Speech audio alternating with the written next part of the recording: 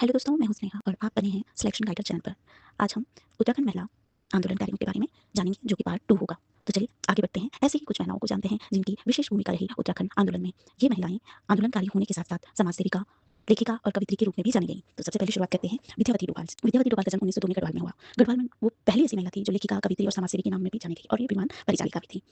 इनकी काफ़ी रचनाएं भारत में विख्यात हुई, जिनमें से एक था एपिस्ट के देवता और दूसरा था पगलिका की कुछ बूंदें। कमलेंदु शाह, जो महाराजा नरेंद्र शाह की महारानी हुई, 1952 में दिल्ली के प्रथम लोकसभा के लिए भी चुनी गई। ये अंग्रेजी, फ्रेंच, हिंदी के अलावा दर्शन और संगीत में भी निपुण थी। वे ऑल इंडिया वुमेन एसोसिएशन की आजीवन सदस्य बनी रहीं। साथ ही साथ इनका कविता संग्रह था जिसका नाम था जीवन ज्योति, और माई इंप्रेशन ऑफ अमेरिका जैसी बुक भी इन्होंने लिखी, और 1958 में इन्हें पद्म भूषण पुरस्कार से भी सम्मानित किया गया। तत्पश्चात 1999 में इनका देहांत हो गया। अब हम जान लेते हैं श्रीमती चंद्रावती लखनपाल को, जिनका जन्म 1904 में हुआ। ये प्रसिद्ध लेखिका, स्वतंत्रता सेनानी, जनप्रतिनिधि और शिक्षाविद रही। साथ ही साथ इन्होंने मदर इंडिया, शिक्षा, मनोविज्ञान, स्त्रियों की शिक्षा जैसे श्रेष्ठ साहित्यिक कृतियां सृजन के लिए, और उन्हें इसके साथ पुरस्कारित भी किया गया। सेक्सपियर पुरस्कार से, मंगला प्रसाद परिशोधिका से सम्मानित भी की गई। साथ ही साथ अब जान लेते हैं श्रीमती लक्ष्मी देवी टमटा को, जिनका जन्म 1911 में अल्मोड़ा में हुआ। ये स्नातक करने वाली ऐसी दलित महिला थी उत्तराखंड की, जो कि सबसे पहले थी।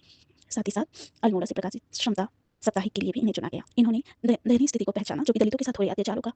अगली प्रमुख महिला के बारे में जान लेते हैं, जिनका नाम है टिंचरी माई। इनका जन्म तहसील तलीसैंण में हुआ, जिनका नाम था दीपा देवी। मात्र 17 साल की उम्र में ये विधवा हो जाती हैं, तथा उसके बाद वो संन्यास धारण कर लेती हैं और पाखंडी साधुओं के खिलाफ भी मोर्चा खोलती हैं। साथ ही साथ इन्होंने गढ़वाल के शराब के नाम पर चल रही टिंचरी का विरोध किया, इसलिए इन्हें टिंचरी बाई के नाम से भी जाना जाता है।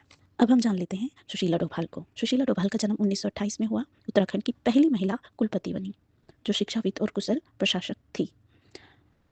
साथ ही साथ इन्होंने इस पद पर पहली बार 1978 तक और दूसरी बार 6 माह के लिए 1985 से तक ही राज किया।